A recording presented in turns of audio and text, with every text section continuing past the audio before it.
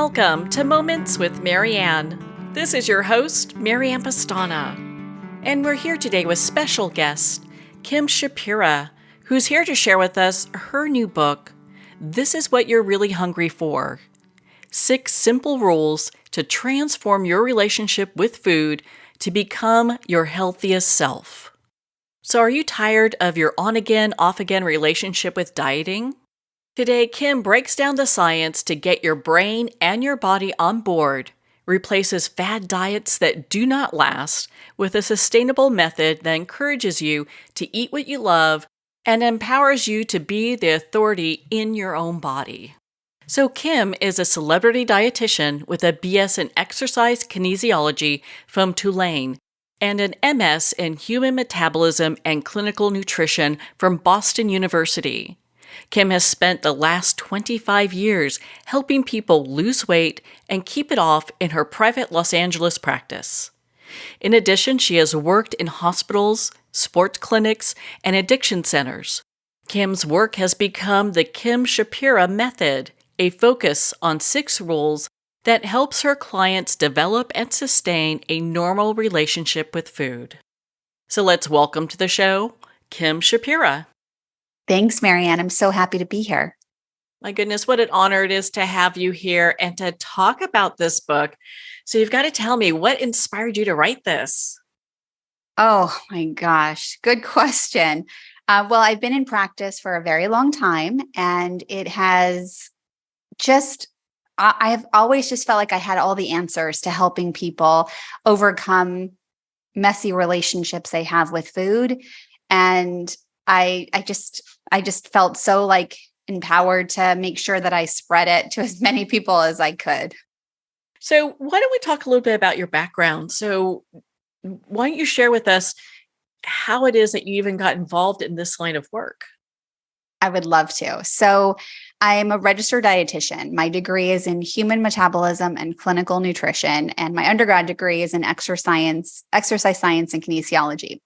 And the reason why I even went to college and picked this degree was because I loved the human body and I had been a sick kid.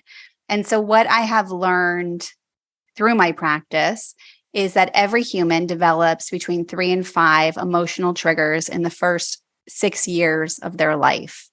And when they go through something traumatizing, they develop new triggers. And then you spend the rest of your life kind of mastering them. So what's interesting is, in addition to the ones you develop in your youth, for me, it would be definitely 9/11, COVID. Everybody is going to be affected by COVID differently and working on mastering that trigger.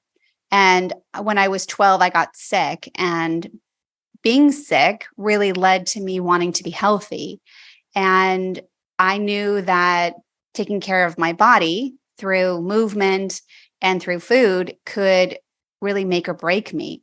And so I picked a career where I could pretty much help everybody that I came in contact with get healthy. And to be honest, that was actually part of a learning curve for me, because I can basically show or lead the horse to water, but I can't make the horse drink the water. And so that was another kind of trigger for me, that I can't make people want to be healthy, but I can find a way to introduce this idea of how food can impact our health. And it's been, an evolution, right? I've been mastering this for 25 years, working on myself, longer actually. But what happened was I picked a career in food because I knew that food could make people healthy. And then I realized that my clients didn't so much care about their health. They cared about their weight. They cared about the way that they looked. And so this was, very problematic for me because it was affecting everything. And so I really decided I wasn't going to put people on diets, even though that was my formal training. And I started kind of figuring out, I think my clients are eating the exact same way that I shop. And when I was younger and I was in the hospital, I would go see my specialist every Wednesday at UCLA for years, actually. And my mom would always say to me, or she had said to me very early in the beginning, don't cry, we'll go shopping, after the appointment. And like the way that she said it was very loving. I mean, it was like the most loving mom ever, right? She is the most loving mom, but she would say, it's okay. Here, I know you're sad, but here's something to look forward to. And what had happened is I would spend the entire time at my doctor's appointment thinking about what I was going to buy. And this became such a very automatic coping mechanism for almost every emotion I had. And I used to think I loved to shop, and that was just, I loved new things. But when it came down to it, I realized I needed these things because I wasn't okay with how my body was feeling and what emotions were going on in my body. And so when I started paying attention to my clients' patterns and behaviors, that's really when I started changing the way that I was coaching them, and also pulling back, recognizing I needed to meet them where they were at without judgment. Not that I had any before, but without judgment. And so I can open doors for them. And that's really why I decided to write this book, and why I do what I do every single day with my clients is I feel like I can help them. I know how. Well, I think that a lot of people would agree with you because of the success this book has had. And so I just want to congratulate you on that. I've seen it just, number one bestseller in some categories. And so what a big deal that is. Thank you. And you start your book off with something that I think it's like when people look at this, they just want to go, what? Well, how is this even a place to start? Eat when you're hungry. I mean, how do I know when I'm hungry? Yeah. And why aren't more people talking about it? It was very interesting. And I shared this in the book, but when I was in graduate school and doing my internship, I was working at a weight loss clinic where these folks were 3, 4, 5, 6, 7, 800-pound folks. They were in this weight loss clinic. They were doing weight loss shakes. Now, again, what year was this? 1997. So this is where we were. And they were doing weight loss shakes in Boston. And they would manage to have 3 of these shakes a day. And so just for fun, I kind of decided I'm going to try that with them. If this is what they're doing, I want to experiment for one day. And in general, I'm a very hungry person. I eat, often, and what I need when I need it. And so on this particular morning, I got up, I took the shake, and literally 30 minutes later, I thought, there's no way I can get on the tea without eating. Like I am dying of starvation is really how I remember this. So I ended up getting on the tea, going to work that day, and really being dumbfounded and saying to every single person, how are you doing this? How are you having a shake and not doing anything else today? Like, how are you functioning? And they were equally dumbfounded. Like, what do you mean hungry? What do you mean I can't function? So all this time they were eating. It's kind of like I had answers before I even knew what I was asking. They were not even paying attention to hunger. They were just paying attention because they were just eating for all these other reasons. And so it comes down to food is fuel. Our human body needs food every couple hours, just like our bladder tells us we have to pee. We need food, and it's should be based on how much food we need in this moment, trusting we're going to eat again in a couple hours. I mean, historically, most people have had 21 meals every single week their entire life, can't remember any of them, and completely forgets in this moment they're going to eat again later or tomorrow, right? Yes. I mean, most of the time we are not even that focused on it. It could be we're grabbing something quickly before we run out the door. If we're doing shakes, we wish we weren't. I mean, there are lots of different options. I think that people look at, go, gosh, the idea is if I am to get healthy, I have to do X, Y, Z. Yes. Oh, that's so heavily layered and guilt-ridden and full of shame and persecution and diet culture, truly. So how do you feel about like calorie counting? Because I know some people are really big into that. Yeah. I mean, I am in the belief of everything you think you know, let's leave it outside the door and start in this moment and just pay attention to what your body needs. We have what's called a basal metabolic rate, which is our basic needs. Our body needs calories to breathe, to sleep, to digest food, for all functions, right? That's our basal metabolic rate. And based on our height, so if somebody is 5 feet tall, they need 1,200 calories minimum for their heart and their brain to function. If and a man and that's for a woman, excuse me, for a man, he needs about 1,400 for the same functions. So we don't really need to count calories because our body is already going to tell us how we're doing. So I would move away from calories. It's not important. And what happens is it becomes this like, what do we just become? Well, we become triggered by it, and we also overthink it. And so it's almost magical thinking. We don't need to be worried about calories. We need to be focusing on what does my body need right now and trust that it will tell us what it needs. What's really interesting about our body is that it likes to eat the same amount of food in weight, not in calories. It likes to eat the same amount of food in weight as the day before. So our body is this self-regulating, amazing system, right? And we live inside of this system. We're not responsible for our heart beating or our lungs breathing, our stomach digesting, or even our mind thinking. I mean, I'm in the middle of a conversation with you, so I can tell my mind, this is the direction I want to go. But in general, my mind is kind of like checking out my environment 24 hours a day, looking at what I'm seeing, smelling, feeling, hearing, touching, all these things. And it's keeping me safe, and it wants to do it in the most pleasurable way. But our body self-regulates for one mission, to help us survive. And it wants to do it in the most pleasurable way.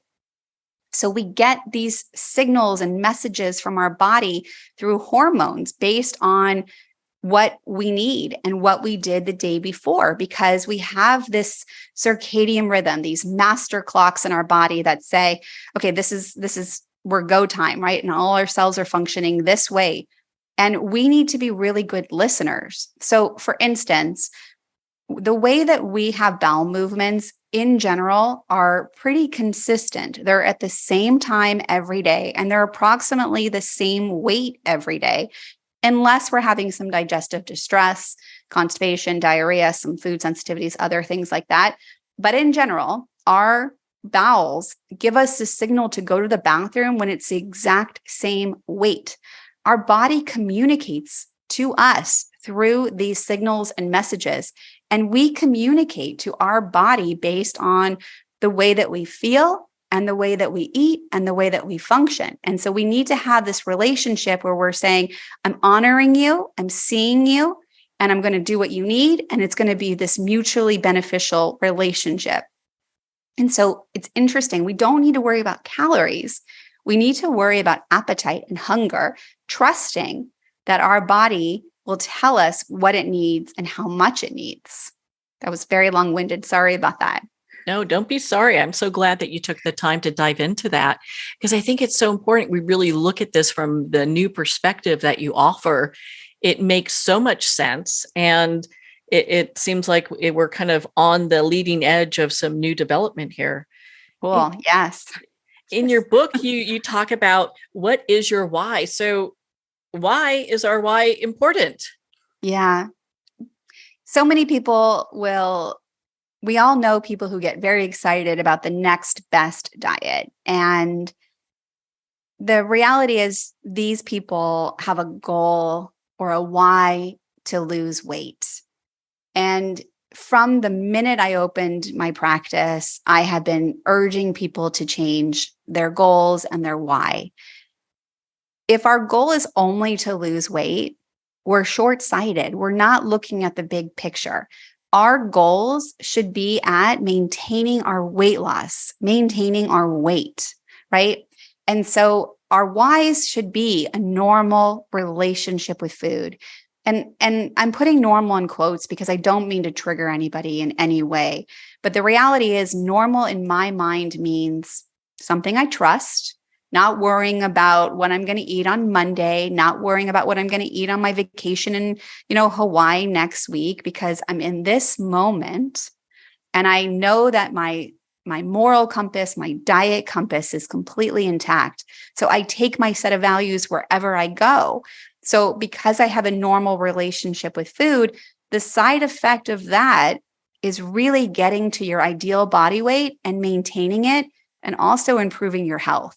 So it's very important to look at my why. Is it I'm doing this to lose weight? Because if it is, I really want you to open your mind to so much more. Earlier, you talked about eating when we're hungry. And some people might go, well, I feel like I'm always hungry. So when do I know when to eat? Yeah, it's a very good question. So let's start with figuring out, how do we know we have to use the restroom? So Marianne, I'm going to ask you, what happens how do you know you have to pee? You just know. You just know. And what do you do when you get the signal or the thought, I have to pee? What do you do with that thought? I get up and take care of it. I'm going to just challenge you to think. You first scan your body and you recognize, okay, my bladder is filling up and I have some time before I need to make this an issue. But it's a good time to start assessing where the bathrooms are, and also recognizing that I can finish this conversation, or recognizing that you can't, right? All that is happening. Do you agree? Yes, kind of plan it then. Yeah. But you didn't wake up this morning and think, oh no, I have to go to the bathroom 6 times today, and I really need to worry about where those toilets are going to be. You didn't, did you? Oh, no. But you will have to go to the bathroom today, right? I better. I mean, you better drink some water. But yeah, I mean, most people will have to go to the bathroom. And even if I go now, right now, it's not enough for the rest of the day. I will have to go again later. Right? So hunger is coming from our stomach. It occurs when the lining of our stomach gets low. Let me rephrase that. Our hormone ghrelin detects that our stomach levels of food are low, and it then sends the signal to our brain, food is a good idea. And then it's up to us to do the exact same thing we did with our bladder, and to say, why am I having that thought? Now, for people who think they're always hungry, there's a very good chance they're also dealing with some emotional trauma, stress, boredom, feeling overwhelmed, being depressed. There's lots of reasons why. So just by taking the moment of scanning your body and checking in, where is that coming from? Is it coming from my stomach? Is it coming from my shoulders? Is my chest tight? Why am I having this thought? Is it because the food is right in front of me and now I think it's a good idea? All of these are reasons why we might have a thought, because your mind is producing thoughts in response to what is happening in your life. And if you are somebody who has trained your mind to think food is a good idea when you're in distress, kind of like me with shopping. Shopping's a good idea for every single emotion, not really needing anything that I was buying.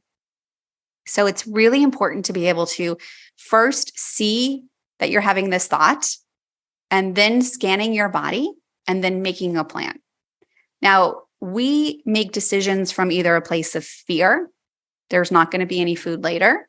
I don't really want to miss out on that food.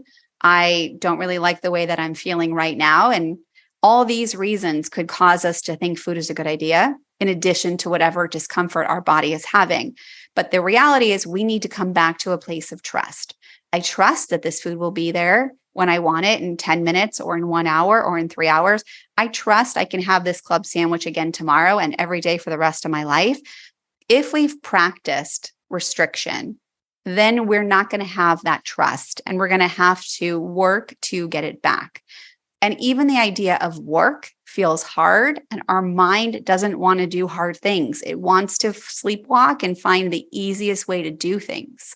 So we're kind of have to laugh at some of the thoughts that we have and just remind our mind, we're okay, we're safe, you're safe, we're going to eat again soon. Or we already had a half a sandwich, I'm totally fueled, we're good for now. but we do operate from a place of fear. We just need to reverse that a little. Hunger is isolated to your stomach. It's not scary and it's not painful, but 9 out of 10 people will tell you it's really uncomfortable. Hunger is meant to cause a distress signal to your mind to say, our basic survival is being threatened. Pay attention to me and make a plan. Hunger gets stronger. It doesn't go away. And so if you can't tell if you're hungry in your stomach or just always hungry, don't eat. What'll happen is you'll know soon enough if you need food in your stomach. But just remember that anytime that you're feeling discomfort in your body, your mind is going to find a resolution that is more pleasurable than what you're experiencing. And that's why I sometimes say your mind is a liar, because you don't need to be saved every single moment. You are so capable of doing things that are hard and breathing through moments. That sounds like a very primal part of our brain takes over during that time where we have to really kind of censor it in many ways. Yeah. Yeah, of course. Of course. I would agree. And in your book, you talk about eat what you love. Well, what if someone loves ice cream or chocolate or coffee? I mean, how do we determine what we should eat and maybe what we should love less? Yeah. So I talk about eating what you love and making sure the food loves you back. So I'm a registered dietitian with a degree in clinical nutrition. So obviously, I want you to choose foods that your body loves back and help you thrive. The problem is most people have restricted or label food. So if you're the type of person that says a food is healthy or unhealthy, that they should eat or shouldn't eat, or it's good or it's bad, that's the first place we have to start. We really have to create this solid foundation for you, because if you're really trying to build a house, which means, eating a certain way for your body and feeling a certain way, but your foundation is broken, the whole house is going to crumble over and over and over. And this is that futile diet cycle. And so at this point, when I'm giving you permission to eat what you love, I'm also asking you to be curious. Does it make you feel good? Are you having headaches? Do your eyes tear? Is your nose running? Are you clearing your throat? Do you have heartburn? Are you burping? Do you get bloated, nauseous? Do you get diarrhea, constipation? Is your stomach feeling sour, right? Do you have joint pain? Do you have itchy skin? Do you have eczema or psoriasis? Any of these mean that you're eating something that is not agreeing with your system. And it's time to get really curious about what that could be, because again, you're in this relationship with your body and you want your body to be well. So if you're causing inflammatory responses from ice cream or from garlic bread or from chicken, it's really important to take a look and say, I love chicken, but I also can see that there's 99 other options for me that I didn't even see before, right? And so it's really removing labels from food so you can grow. You will literally stop your flow if you start labeling foods, and you will be stuck in this shame and persecution cycle. So in order to grow, you're going to have to start trusting this process, which is eating foods you love that might sound scary to you. I mean, I recently had a client who has been restricted from pastries or shamed for loving pastries. And she had permission to eat them for the first time in her life. And she lost 10 pounds in 3 weeks because she only ate when she was hungry. And she started with half of her normal portion. And she started trusting that she could have another pastry later. And after about 3 weeks, she decided, I think I'm ready to move on from the pastries. I now feel like I can eat pastries, but I don't need pastries. And that's the aha moment. That's the reason why you're doing this. Well, on that note, we're going to pause here for a quick break. We've been speaking with Kim Shapira in regards to her new book, This Is What You're Really Hungry For: 6 Simple Rules to Transform Your Relationship with Food to Become Your Healthiest Self. We'll be right back after these messages.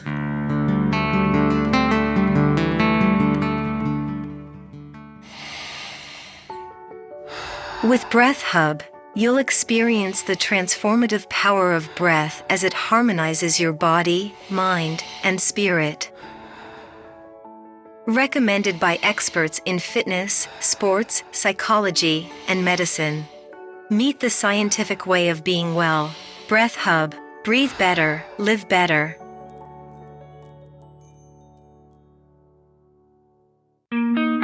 Are you looking to untangle life's riddles?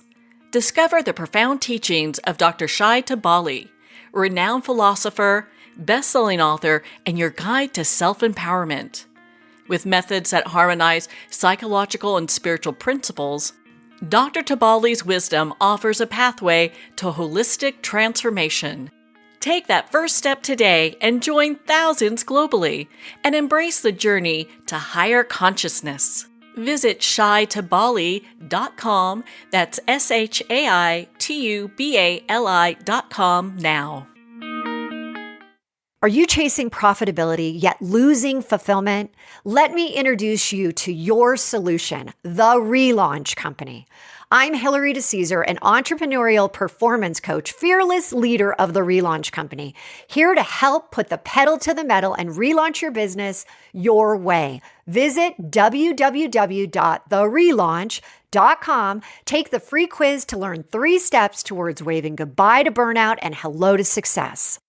The book Terminal Cancer is a Misdiagnosis, authored by Danny Carroll, is on sale at Amazon now. Licensed psychologist and psychotherapist Tessa Antia-John Guerra commented, "This is one of the most empowering books on the topic of cancer you will ever read." Award-winning author T.L. Needham commented, "This recommended book can be understood by anyone seeking answers, hope, and alternatives to a terminal diagnosis. Buy it now on Amazon.com. Pandemonium.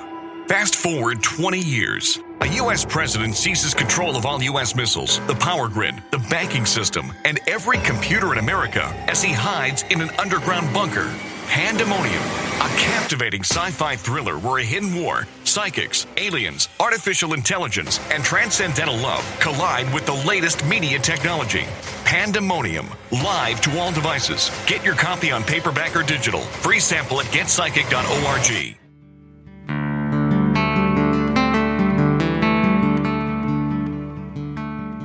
I'd like to thank Jason Eastwood at Guitarfulness for sharing his inspiring music and talent with us.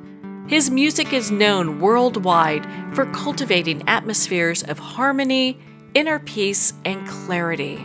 Visit Jason's website at guitarfulness.com. Join his newsletter, be part of his community, and download his music. Welcome back to Moments with Marianne. We're here today with special guest Kim Shapira, and she's here sharing with us her new book, This Is What You're Really Hungry For: 6 Simple Rules to Transform Your Relationship with Food to Become Your Healthiest Self. Before we left for break, we were talking about how one of your clients will take a portion that she's going to eat throughout the day and break that up, eat half of that. I find that so empowering. So many of us come with, I think, food stories. Yeah. I hear about some people, like their families tell them, oh, you have to clear your plate, where you have other people that are more or less given other things like, oh, you're looking a little chubby, maybe you should stop eating. Or, Oh my goodness. Yes. Yes. So I would highly recommend that you start reframing food as food, and calorie is a calorie. So we're just going to ignore anything about calories, just totally honoring the fact that a calorie is a calorie is a calorie, and we need calories. And then we're going to start looking at food. I like to say we're going to call all food, anything that even has a calorie that you're eating. So it could be Skittles, it could be a glass of wine, it could be cheesecake, it can be a Caesar salad. Anything that has calories, is going to be called a banana.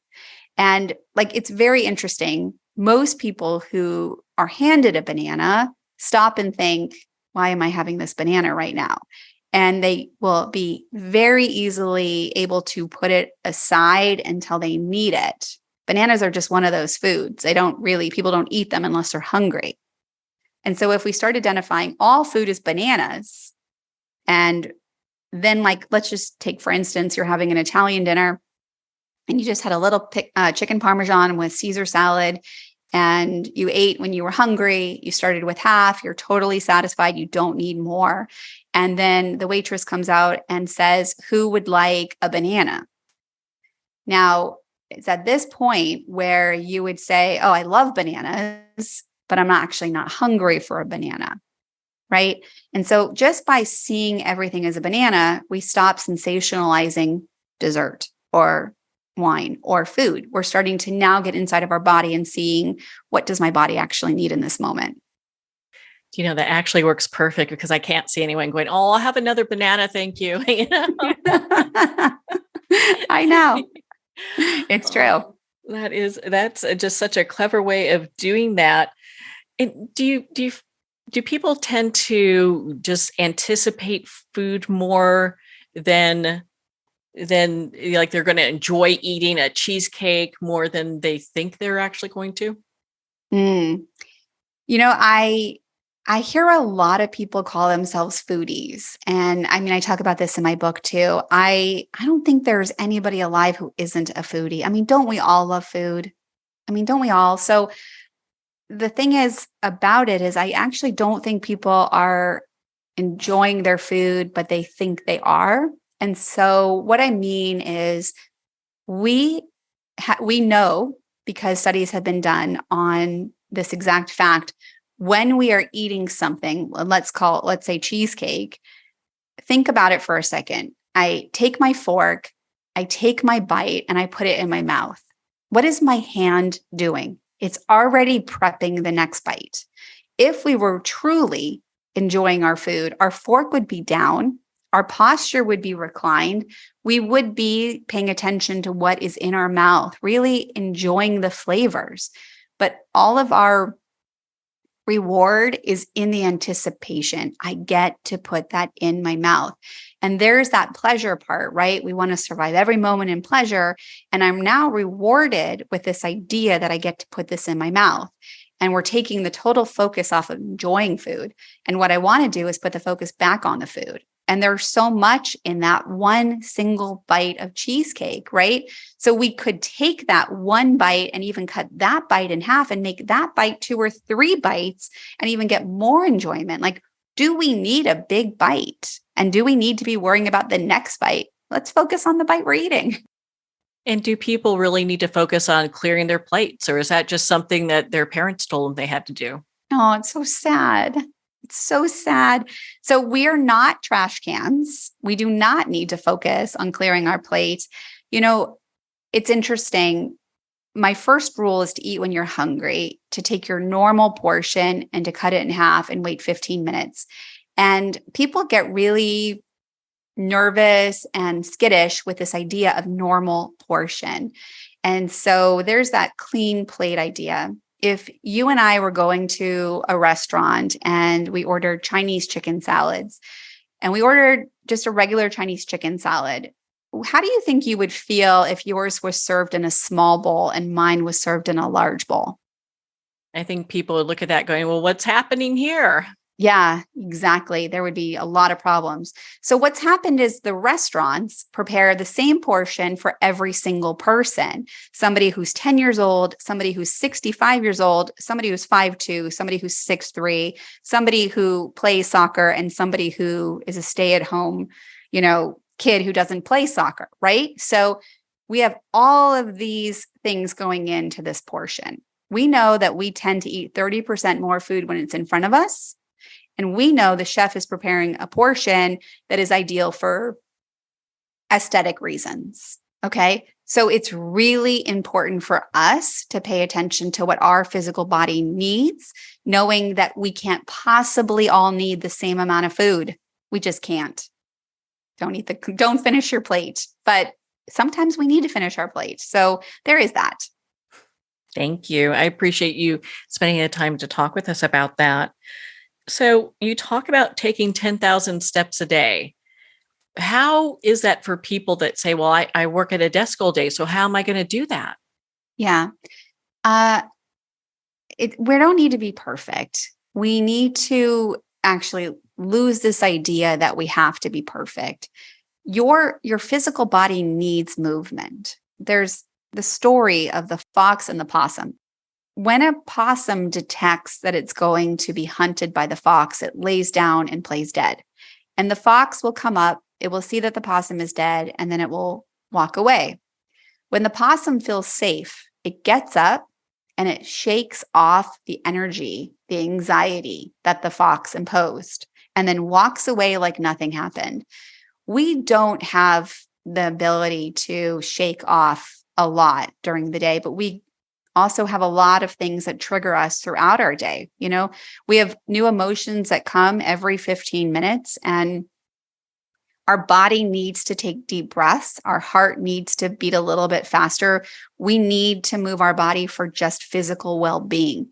The average American walks 3,000 to 4,000 steps, and they're obese, and the obesity is linked to many, many, many diseases. By walking 7,000 steps, and I say walking, you can also do arm movements and dance and lift weights and do all sorts of other things to get these steps. When you walk 7,000, you lower your risk of sudden death by 50%, and you decrease your risk of so many diseases. Now, I'm in this practice of helping people try and stay at their normal weight, their ideal body weight. And we need 10,000 steps for that. 10,000 steps helps balance our circadian rhythms, which is our wake and sleep cycles. It helps all of our adrenal glands, which is our stress hormones. It helps with our mood. It helps with weight maintenance and digestion and so many other things. It literally decreases your risk of disease by 30%. So if you are somebody who walks 3,000 steps, that's totally okay. What you need to do is start adding 100 every single day. You don't need to beat yourself up to get there faster. You just need to be progressive and a little bit more than you did yesterday.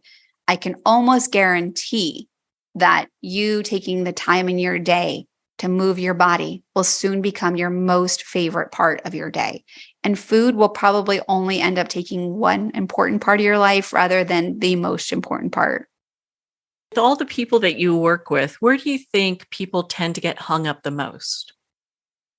On the half portion, starting with half portions. Yeah, it makes their mind go into overdrive of FOMO, of missing out, of not being able to have that food again, which is, I can understand if you're on vacation and you won't be in that restaurant again. I can understand if you're out, for a special occasion, but you can also take that food home and have it tomorrow for breakfast or lunch or dinner. Most of us can Postmates and repeat a meal 2 days in a row. Most of us can practice making new foods, making the food and recreating it at home, or just remaking the food at home. But people get really hung up that it's not going to be enough food, and they're forgetting that they're going to eat again in 2 or 3 hours. And so it's really, really important to kind of find your mind and to let your mind know that you are safe and fueled and that you can eat more. How important is having like water, a right amount of water? And I hear people sometimes will say, well, I had a whatever, like protein water or something like that they say, well, it has water in it, so I'm okay. Yeah. So we do get our water from fruits, vegetables, soups, sodas, coffees, teas. They have other ingredients that also need to be removed from our body. So I don't call those things water. I would much rather you drink 8 cups of water every single day. Water is basically the way that we naturally cleanse every one of our organs, and it's free from tannins or other vitamins or other ingredients like gums or fake sugars, things like that. So it's really important to drink our water. I would say water is the secret sauce to many things. If we don't drink enough water, our kidneys can't properly detox in the way that it needs to. And what ends up happening is our liver says to the kidneys, you know what, I'll help you out and I'll help you detox. The problem is the liver's job is to metabolize fats, which is cholesterol, triglyceride, and body fat. And the liver, when it's doing the kidney's job, doesn't do its own job. And so we start storing body fat. Our triglycerides go up, which puts us at a risk for stroke. Our cholesterol goes up, which puts us at a risk for heart attacks. So just by drinking water, you're basically alleviating all of your organs from being overtaxed and helping your body detox. It's very important. Again, you don't have to be perfect, but you really have to be intentional. And it's better to do it 5 out of 7 days or 6 out of 7 days than not doing it at all. I would think that if you're intentional, you can kind of gauge throughout the day how much you're drinking as far as water goes. Yeah. I like to put, like, I love drinking out of a straw. So I have like a big mason jar cup and it's 32 ounces. So it's 4. And I like to drink 2 of those. I don't always do it, but I really do try and be intentional every day. You often hear about sleep being such a big part of what keeps people not at the weight they wish that they could be. Can you share some of that with us? Yeah. So I think I've always talked about sleep, but what I noticed in the beginning of 2020, in March of 2020, people's sleep really became more impacted. And what's also really interesting is there are multiple aisles at every drugstore with sleep medications. And there are so many sleep issues, people having a hard time falling asleep, people having a hard time staying asleep, and people having a hard time waking up feeling rested. So jet lag, most people recognize as traveling from, the East Coast to the West Coast or the West Coast to the United Kingdom, right? Like this is where we get jet lag.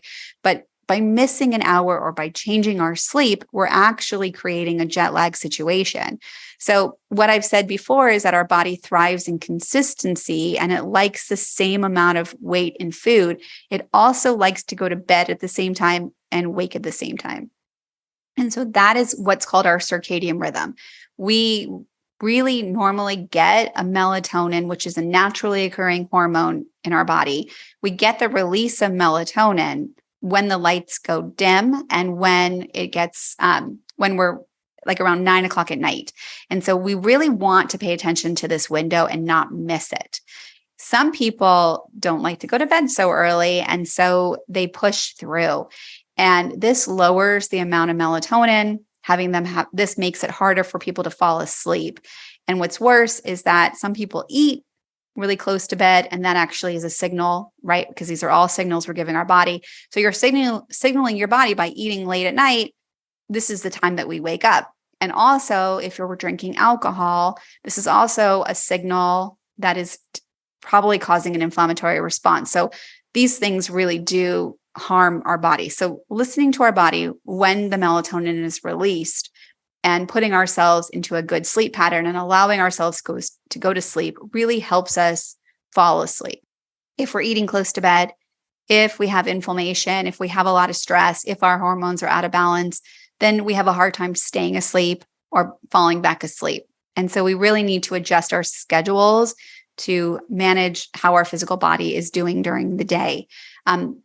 It's really important, I would say, to talk to your doctor if you're a type of person who can't fall back asleep, because there are lots of things you can do to support your body that are not medication based and they are temporary. And then the other is having a hard time waking up in the morning. So many people love that snooze button, and I would highly recommend you do not hit it, because we can fall back into a sleep cycle and now we become overtired. So what's the most important thing for your sleep is to be able to go to sleep around the same time and wake up at the same time, no matter what. And even if this is not something you have done before, you can start right now. And if you start right now and you go to sleep tonight, right when you start feeling drowsy, and you wake up tomorrow earlier, like at a normal time for your body, which would be about 7 to 9 hours after you go to sleep, tomorrow you might be a little tired. It's going to take you 3 days to rebalance your circadian rhythm. So when we are tired, we tend to make poor choices. That's when I would want you to be very mindful. I'm tired. I need to not think that I need anything like extra coffee or chocolate to help me right now, right? Just allow yourself, I'm tired.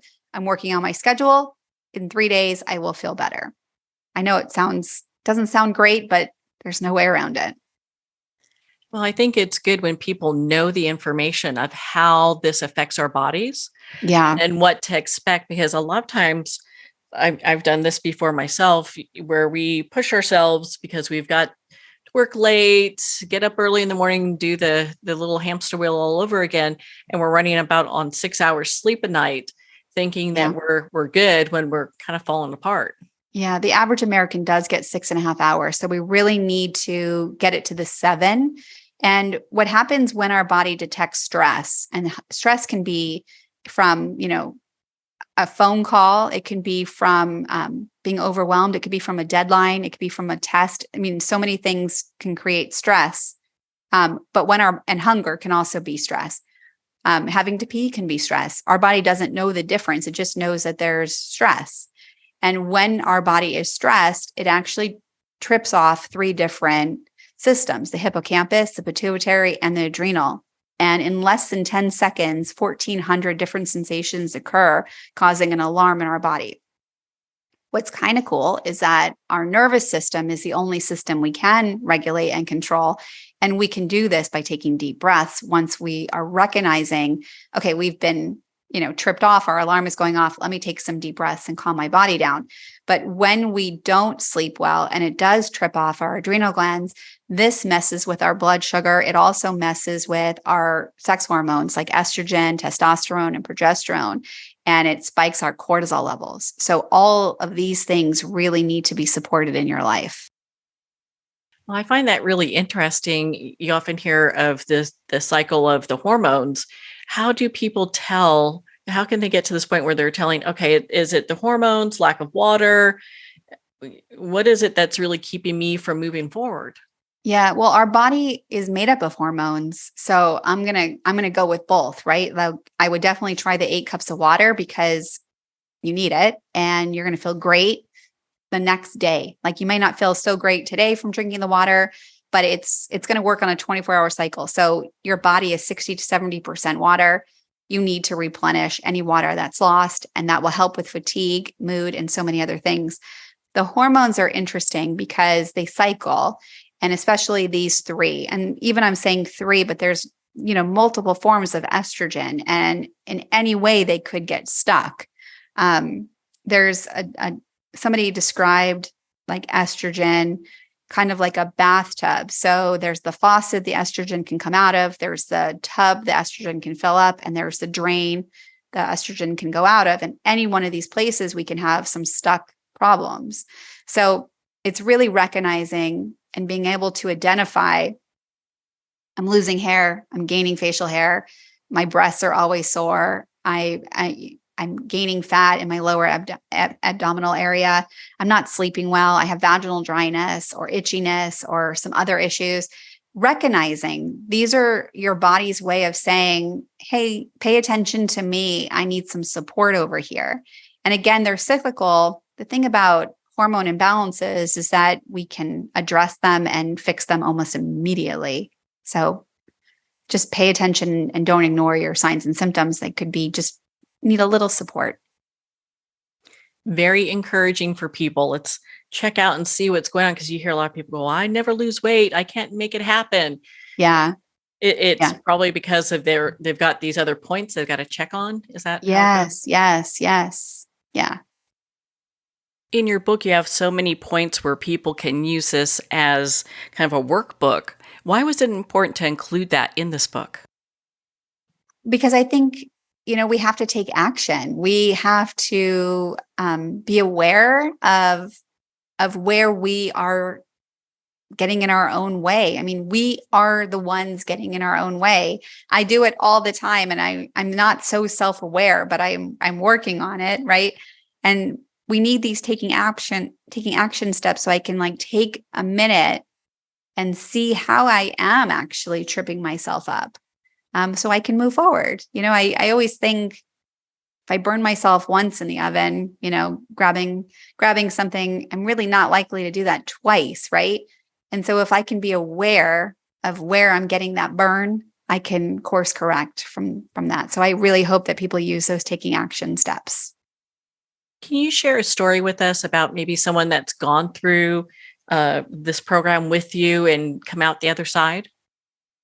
I mean, so many. What would you like to know? I can give you. Let's do IBS.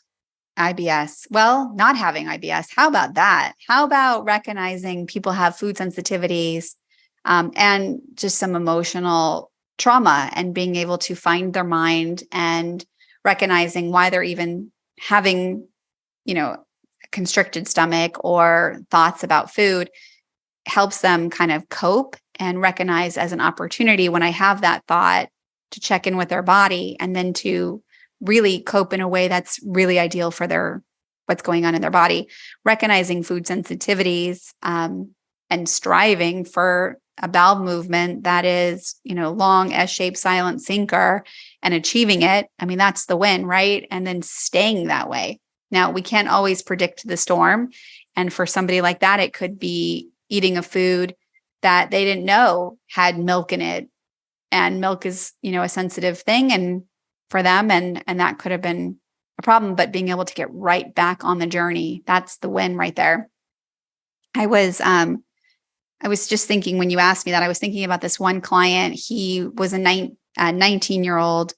And when I met him, I didn't have time to see him right away. So I asked him to keep some food records for me. At the time, he was 200 pounds and he was eating 2 meals a day. And the only thing I asked him to do when I did see him that first week was to take those 2 meals and to make them into 5. And, he ended up losing 9 pounds the next week. Now, 9 pounds, I don't really recommend it for anybody. It's too much and we don't need to go that fast. But in his case, that's what happened. And it was just one simple change. Our body is regulated by blood sugar and we need to eat every couple hours to keep that regulation going. And so I would say, just trust this process. I think that's such wise advice, Kim. My goodness, your book I felt was just so powerful. It is actually going to stay in my private collection. Where can our listeners connect with you and be part of your community and learn more about your work? They can find me on all the social sites at Kim Shapira Method. I have group classes if anyone is interested in doing this journey with other people. I see clients privately, and I'm in Los Angeles. I think I'm everywhere. I feel like I'm everywhere at Kim Shapira Method. Well, how exciting to be part of a group. You can do that online, right? Yeah, it's all through Zoom. Yes. Oh, that's awesome. Yeah. Well, Kim, thank you so much for taking the time to be on the show with us here today. Thank you for having me. Well, thank you, Kim. It's been such an honor to spend this time with you and to talk about your new book, This Is What You're Really Hungry For. 6 simple rules to transform your relationship with food to become your healthiest self. This Is What You're Really Hungry For. It's available at Amazon, Barnes & Noble, and all indie retailers. And if you don't see it on the shelf, ask for them to order it. And remember, support our indie bookstores. You can visit Kim at her website again. That's Kim, SHAPIRA method.com. Well, we're at the end of our time today. I'd like to thank everyone for tuning in. You've been listening to Moments with Marianne, where we make every moment count.